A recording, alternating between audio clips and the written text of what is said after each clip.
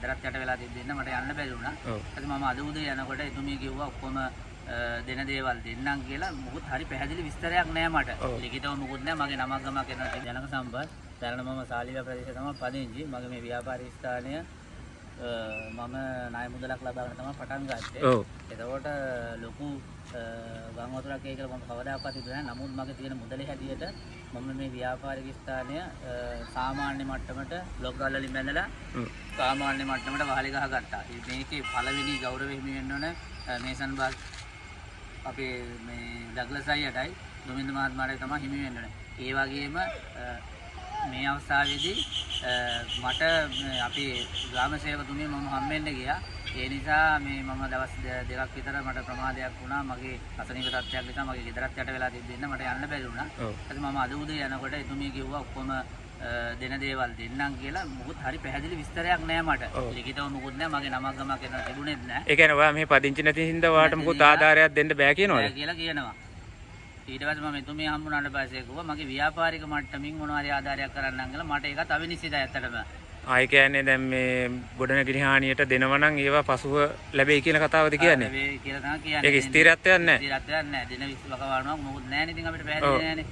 ඒ නිසා මම විශේෂ ඉල්ලීමක් කරා මේ මගේ නම ගම විස්තර ටික ඒ වෙලාවේ මම දුන්නා එතුමියට.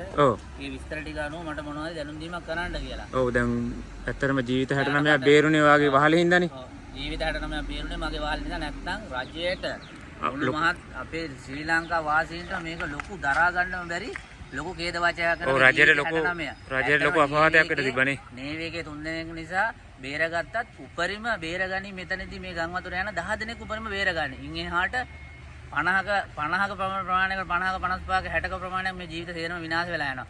ඒක නිසා මගේ ඉල්ලීම තියෙන්නේ රජය ආරා වූ යම් මගේ මේ ව්‍යාපාරයේ මේ අතරම මේ දර්ශන වලින් ඔබතුමාලට පේනවා ඇති විනාශ වෙලා තියෙන්නේ. මගේ ඇතුලේ තිබිච්ච මිල කරන්න බෑ මට නම් මේ 탁සේරුවක් කරන්න බෑ. මේක මේකේ බඩු මුට්ටුත් තිබුණාද? බඩු මුට්ටු තිබුණා. මගේ ෂෝකේස් ටික තිබුණා. ඇස්බෙස්ටෝ තිබුණා. දොර සම්පූර්ණයෙන්ම ගැලවිලා ගිහිල්ලා තියෙනවා. මෙතන 3 දෙනෙක් මේ වහලේ කඩාගෙන වැටිලා තමයි මේ ඒ 3 දෙනා වැටිලා තියෙනවා. සම්පූර්ණයෙන්ම අඩි 10ක ප්‍රමාණයක් කඩාගෙන වැටිලා තියෙනවා. නමුත් මේ ඇස්බෙස්ටෝ සම්පූර්ණයෙන්ම වහලෙම ඉස්සිලා තියෙන්නේ. මුළු වහලෙම ඉස්සිලා තියෙන්නේ. ඔක්කොම මේ බිත්ති පොබරලා තියෙන්නේ. මේ වීඩියෝ දර්ශන වලින් බලා ගන්න පුළුවන් වෙයි ඇත්ත තත්ත්වය. ඒ නිසා මගේ ඉල්ලීම තියෙන්නේ මට මගේ ව්‍යාපාරය ඉදි කරගන්න මට ලැබෙන සියලුම දේ මට ලබා දෙන්න කියලා මම සාධාරණයක් බලාපොරොත්තු වෙනවා.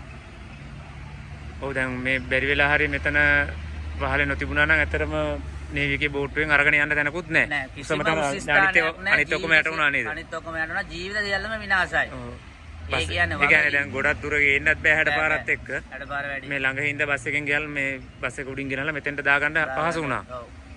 ඒ කියන්නේ දැන් ස්ථිරත්වයක් නැහැ රජයෙන් ඔබට මෙහෙම ආධාරයක් ලැබෙයි කියන එක ගැන හරි වචනයක් ලැබෙන්නේ නැද්ද? හරි වචනයක් පැහැදිලි උත්තරයක් නැහැ. දෙන්නම් කිව්වා ඉතින් මම නමගම විස්තර උදේ දීලා ආවා. බලාපොරොත්තු වෙනවා හැකි ඉක්මනින් ඉතින්. මේක